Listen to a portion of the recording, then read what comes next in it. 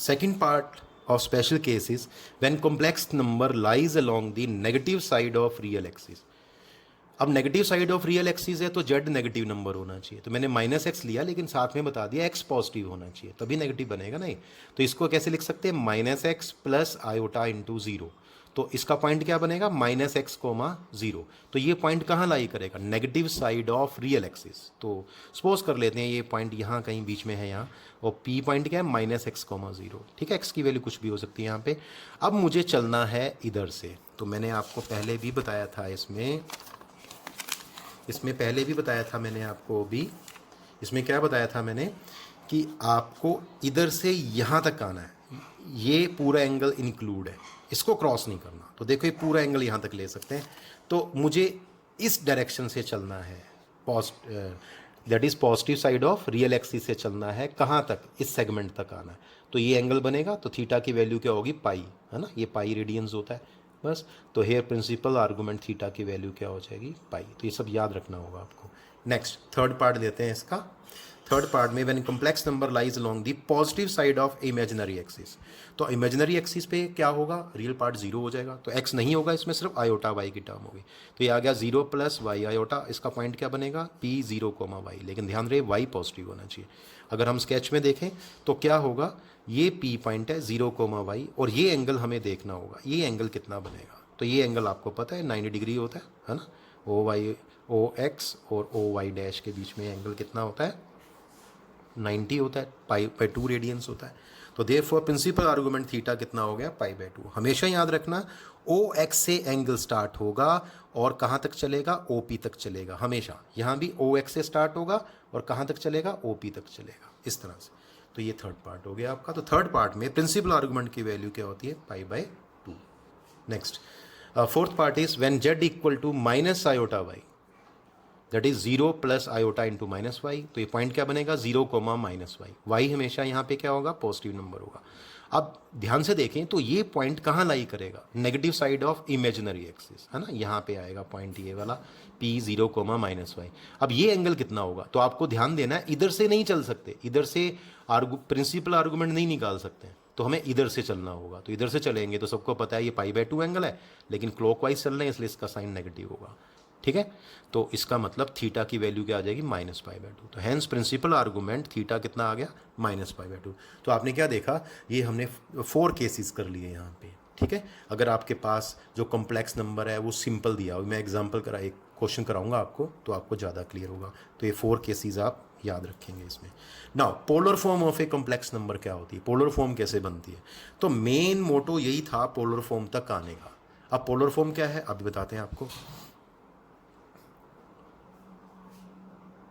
चलिए सपोज करते हैं कॉम्प्लेक्स नंबर है z equal to x plus iota y, जो रिप्रेजेंट करता है पॉइंट पी एक्स वाई को। ये मैंने डबल एरो लगाने का 2 मकसद है यहाँ पे। एक तो अगर ये दिया हुआ है कॉम्प्लेक्स नंबर तो इससे पॉइंट ये बनेगा, और अगर पॉइंट दिया हुआ है तो उससे कॉम्प्लेक्स नंबर ये बनेगा। ठीक है, अब क्या करना है आपको, जैसे ये पॉइंट पी एक्स वाई आ गया, ये डिस्टेंस आपको बताया था मैंने एक्स है, और ये डिस्टेंस आपको बताया था वाई है, और ये परपेंडिकुलर है पी एम। अब लास्ट टाइम आपको बताया गया था ओ पी ही मॉडुलस ऑफ जेड होता है, तो मॉडुलस ऑफ जेड को हम किससे रिप्रेजेंट करते हैं, आर से। एक्चुअली पोलर फॉर्म जो होती है उसमें 2 क्वांटिटी यूज होती हैं, एक आर और एक थीटा। ठीक है, आर क्या होता है, इस लाइन की लेंथ होती है सेगमेंट की, इस सेगमेंट की लेंथ को आर बोलते हैं, तो यहाँ वो मोड जेड के इक्वल है। ठीक, अब चलते हैं आगे, देखो मैं कैसे पोलर फॉर्म इसमें से डिराइव करता हूँ। In right angle triangle O M P में कॉस थीटा की वैल्यू क्या आएगी, देखो कॉस थीटा किसके इक्वल होगा, O M by O P, O M by O P. O M कितना है एक्स, और बाई कितना आ गया, मोड ऑफ जेड। ठीक है, और यहाँ से एक साइन थीटा भी हम निकाल लेते हैं, तो साइन थीटा की वैल्यू क्या आएगी, M P over O P, M P over O P. तो ये किसके इक्वल हो जाएगा, M P is Y over mod of Z. तो यहाँ से देखेंगे आप X equal to mod of Z cos theta, ये देखो यहाँ से एक्स निकालेंगे तो mod of Z cos theta, और वाई निकालेंगे तो mod of Z sine theta आ गया। ठीक है, और एक्स इक्वल टू क्या आ गया, आर कॉस थीटा। ठीक है, मोड जेड को हम क्या लिख देते हैं, मैंने बताया था आर से रिप्रेजेंट करते हैं, तो x is equal to r cos theta and y equal to r sine theta. और साथ में बता दिया ये जो आर है ये किसके इक्वल है, मोड ऑफ जेड के इक्वल है। तो देखिए आगे, यस, तो देयरफॉर इक्वेशन 1 इम्प्लाइज, वहाँ मैंने इक्वेशन 1 मार्क की थी एक, उसमें आप वैल्यू पुट कर देंगे एक्स और वाई की। जैसे ही मैंने एक्स और वाई की वैल्यू पुट करी तो एक्स की जगह आ गया r cos theta plus iota और वाई की जगह आ गया आर साइन थीटा। इन दोनों में से कॉमन निकाल लिया आर, तो जेड किसका इक्वल हो गया, r bracket cos theta plus iota sine theta. या हम क्या लिख सकते हैं, आर की वैल्यू डाल सकते हैं, mode of Z cos theta plus iota sine theta. मैं ये वाली फॉर्म यूज़ करूँगा, आप ये भी यूज़ कर सकते हैं। तो which is the polar form of Z, मतलब ये जेड की दूसरी फॉर्म है। एक जेड किसके इक्वल था, एक्स प्लस आयोटा वाई, ये मैंने बताया। अगर z x plus iota y के इक्वल है जिसको बोलते हैं कार्टेशियन फॉर्म ऑफ जेड, और अगर z equal to r cos theta plus iota sine theta है तो इसको क्या बोलते हैं, पोलर फॉर्म ऑफ जेड। ठीक है, this is polar form of Z, ये वाली जो वैल्यू है आर कॉस थीटा। अब हम क्वेश्चन ले लेते हैं इसका। ठीक है, तो फर्स्ट क्वेश्चन है, find the modulus principal argument and hence write in polar form the following complex number. This is form the following complex numbers. ठीक है, तो क्या क्या है, एक फर्स्ट है iota, then minus iota, then 2, then -3। ये जानबूझ के मैंने लिया है। अभी जो मैंने लास्ट कॉन्सेप्ट कराया था कि अगर प्योरली रियल है, प्योरली इमेजनरी है, तो वो कॉन्सेप्ट मैं यहाँ यूज़ करूँगा। कैसे करते हैं ध्यान से देखना। Let z equal to first complex number iota. अब आयोटा को कैसे लिख सकते हैं, इसकी स्टैंडर्ड फॉर्म में इसको लिखेंगे 0 प्लस आयोटा इंटू 1। तो इससे कंपेयर कर लेते हैं, है ना, एक्स प्लस आयोटा वाई से, ये से का मतलब इसे कंपेयर करने जा रहे हैं इन दोनों को। तो एक्स की वैल्यू क्या आ जाएगी 0 और वाई की वैल्यू क्या आ जाएगी 1। अब मोड ऑफ जेड क्या होता है, मोड ऑफ जेड क्या होता है, square root of x square plus y square, modulus of z, है ना। इसकी एक्स की वैल्यू डालेंगे 0, वाई की वैल्यू 1, सॉल्व करके ये 1 आ जाएगा। तो आपने देखा मॉडुलस मैंने निकाल दिया। क्वेश्चन में था मॉडुलस क्या है, मॉडुलस को ही आर कहते हैं जेड के। तो आर की वैल्यू क्या आ गई मेरे पास, 1 के इक्वल आ गई। आगे देखते हैं। यस, अब हमें लिखना होगा since Z representing the point. तो जेड जो था वो कितना था मेरे पास, आयोटा। तो आयोटा से पॉइंट क्या बना था 0,1, lies along the positive side of imaginary axis. ये मैंने देखो दिखाया भी है इसके अंदर। ठीक है, तो इमेजिनरी एक्सिस की पॉजिटिव साइड पे लाई करेगा, ये रहा पॉइंट 0,1। तो मुझे यहाँ से यहाँ आना होगा, ये ओरिजिन है आपके पास, ये एक्स है, ये एक्स डैश है, ये वाई डैश है। तो यहाँ से यहाँ आना पड़ेगा। तो बताओ कितना एंगल होता है ये, π/2। तो वेरी सिंपल, तो थीटा की वैल्यू क्या आ गई, π/2। पीछे भी मैंने बताया था π/2 होता है। तो थीटा आ गया, प्रिंसिपल आर्गूमेंट आ गया। Now polar form of z is given by, तो जेड की पोलर फॉर्म क्या है, फॉर्मूला याद है आपको, r bracket cos theta plus iota sine theta. ये नहीं है यहाँ पे। ठीक है, तो यहाँ से जो वैल्यू मिलेगी आपको, अब इसकी वैल्यू आप यहाँ पे पुट कर देंगे। ठीक है, तो जैसे ही आप यहाँ से वैल्यू पुट करेंगे तो आर की वैल्यू क्या आई थी 1। ये आपको 1 लिखना है, वैसे नॉर्मली लिखते नहीं है पर यहाँ दिखाना है आपको क्योंकि पोलर फॉर्म लिख रहे हो। थीटा की वैल्यू क्या आई 90, मतलब π/2 रेडियंस।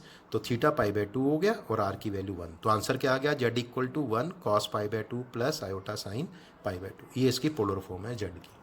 और देखते हैं नेक्स्ट क्वेश्चन। अब इसमें यहाँ मैंने पोलर इसको कॉम्प्लेक्स नंबर को जेड लिया था, तो अगली बार मैं जेड 1 ले रहा हूँ। जो आपके एग्जाम में क्वेश्चन आता है तो शायद एक ही आता है, तो उसमें आप जेड ही लेंगे। तो हम हर क्वेश्चन में जेड ले सकते हैं, आपकी मर्जी है। ठीक है, क्योंकि एक ही आएगा आपके पास क्वेश्चन। ठीक है, आप चाहें तो जेड ले सकते हैं या आप चेंज कर सकते हैं। यहाँ मैं जेड ले चुका हूँ फर्स्ट पार्ट में, तो जेड 1 लेके चलते हैं। चलो, तो नेक्स्ट पार्ट में जेड 1 ले लिया माइनस आयोटा, इसको भी चेंज करेंगे इसकी स्टैंडर्ड फॉर्म में। तो क्या आएगा 0 प्लस आयोटा इंटू -1। इसको हम कह देंगे से, दिस इज से कह दिया, मतलब सपोज कर लिया ये इसके इक्वल है एक्स प्लस आयोटा वाई का। या ऐसे भी लिख सकते हैं कंपेयरिंग विद दिस वन, ऐसे भी कर सकते हैं। तो एक्स की वैल्यू क्या होगी 0 और वाई की वैल्यू क्या होगी -1। तो कंपेयर कर लेंगे इसको। तो यहाँ आर मॉडुलस निकाल रहे हैं ना, आर क्या होता है मोड ऑफ Z1। तो फॉर्मूला क्या होता है एक्स का स्क्वायर प्लस वाई का स्क्वायर। एक्स की वैल्यू यहाँ आ जाएगी, वाई की वैल्यू यहाँ आ जाएगी, सॉल्व करेंगे तो 1 आ जाएगा। तो आर की वैल्यू आ गई। अब जैसे मैंने यहाँ लिखा था सिंस जेड, ऐसे यहाँ आएगा। यहाँ जेड था, यहाँ Z1, since Z1 representing the point. अब पॉइंट कौन सा बनेगा, देखो यहाँ से पॉइंट देखो कौन सा बनेगा 0, -1, है ना, लाइज अलोंग दी। अब ये पॉइंट कहाँ लाई करेगा, negative side of imaginary axis, है ना। देयरफॉर प्रिंसिपल आर्गुमेंट थीटा कितना होगा -π/2। ये मैंने दिखाया भी है यहाँ पे। ये पॉइंट यहाँ लाई करेगा, इसके कोऑर्डिनेट्स होंगे 0, -1। इस पिक्चर की रिक्वायरमेंट नहीं है, ये सिर्फ समझाने के लिए। अगर आप बनाएंगे अच्छा है, नहीं बनाएंगे तो कोई फ़र्क नहीं पड़ता। तो यहाँ से क्लियर हो जाता है कॉन्सेप्ट। ठीक है, यहाँ तक आना है और यहाँ से इधर से आ नहीं सकते हैं क्योंकि प्रिंसिपल आर्गुमेंट, तो इधर से आना होगा। तो ये एंगल कितना हो गया -π/2, थीटा आ गया -π/2। Now polar form of Z1 is given by, तो Z1 किसके इक्वल हो गया, r cos theta, r bracket cos theta plus iota sine theta. Are की वैल्यू फिर से 1 है, लेकिन थीटा की वैल्यू यहाँ पे -π/2 है। तो ध्यान रखना जब आप नेगेटिव वैल्यू यहाँ पुट करते हैं, देखो यहाँ ब्रैकेट नहीं लगाई थी मैंने, π/2 था, यहाँ आपको ब्रैकेट लगानी पड़ेगी। ब्रैकेट में लिखना होगा -π/2 -π/2। मेन चीज़ जो यहाँ बच्चे गलती करते हैं, उनको हमने करवाया हुआ है कॉस माइनस थीटा क्या होता है कॉस थीटा, और साइन माइनस थीटा क्या होता है माइनस साइन थीटा, तो माइनस बाहर ले आते हैं, लेकिन आपको लेके नहीं आना।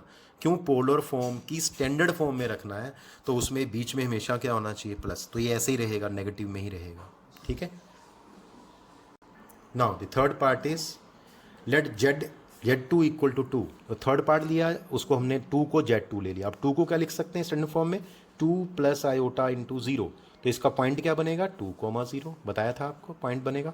अब यहाँ मॉडुलस क्या होगा, इसमें XY मैंने नहीं निकालना, उसका रीज़न ये है, निकाल सकते हो आप चाहें तो। इसमें सिंपल सी बात है कि Z2 का मोड करना, और 2 का मॉडुलस वैल्यू सबको पता है क्या होती है, 2 होती है, पॉजिटिव वैल्यू, ठीक है। अब since the complex number Z2 representing the point, तो पॉइंट क्या बना था, 20 lies along the positive side of real axis. देखो 2,0 कहाँ लाई करेगा, यहाँ लाई करेगा positive side of real axis पे 2,0। अब इसका एंगल, इस सेगमेंट का एंगल इस लाइन के साथ, इस OX के साथ कितना बनेगा, 0। तो ये थीटा 0 हो गया principal argument. Therefore required polar form, तो क्या होता है formula, r bracket cos theta plus iota sine theta. Are की वैल्यू क्या निकाली थी हमने, 2, ये देखो 2 कॉस, और थीटा की वैल्यू यहाँ पे क्या पुट करनी है, 0। तो यहाँ 0 आ जाएगा आपके पास, ठीक है। तो ये वैल्यू आपको क्या लिखनी होगी, थीटा की वैल्यू यहाँ पे 0 रखेंगे आप, ठीक है। पहले थीटा आएगा फिर 0 आएगा। चलिए अब फोर्थ पार्ट लेते हैं, और फोर्थ पार्ट में क्या है, Z3, इसको मैंने Z3 ले लिया। आप Z भी लिख सकते हैं चाहे तो Z3 क्या आ गया, -3। -3 को कैसे लिखेंगे, -3 प्लस आयोटा इंटू 0। तो इसका पॉइंट क्या बनेगा, -3,0। अब -3,0 कहाँ लाई करता है, negative side of real axis. तो पहले R निकालते हैं। R क्या होता है, मोड ऑफ Z3। तो Z3 की वैल्यू -3 का मॉडुलस वैल्यू सबको पता है +3 होती है। Since the complex number Z3 representing the point कौन सा है, -3,0 lies along the negative side of real axis. ये देखो मैंने दिखाया, यहाँ दिखा दिया पॉइंट -3,0, और ये एंगल हमें निकालना होगा। क्यों, OX से चलना है OP तक, है ना, तो यहाँ तक ये पाई एंगल बनेगा। देयरफॉर प्रिंसिपल आर्गूमेंट यहाँ पे थीटा की वैल्यू क्या आ जाएगी, पाई के इक्वल। तो आल्सो रिक्वायर्ड पोलर फॉर्म, तो रिक्वायर्ड पोलर फॉर्म जो बनेगी यहाँ पे फॉर्मूला वही है, r bracket cos theta plus iota sine theta. तो आर की वैल्यू 3 थी और थीटा की वैल्यू पाई थी, तो थीटा की जो वैल्यू पाई थी वो मैंने यहाँ रख दी, प्लस आयोटा साइन पाई। ये आपका आंसर हो जाएगा 3 bracket cos pi plus iota sine pi. तो एक बहुत ही अच्छा क्वेश्चन था। यहाँ बच्चों कन्फ्यूज़न होता है, इसलिए मैंने लैंग्वेज में करके दिखा दिया आपको, आप इस तरह से इसको कर सकते हैं।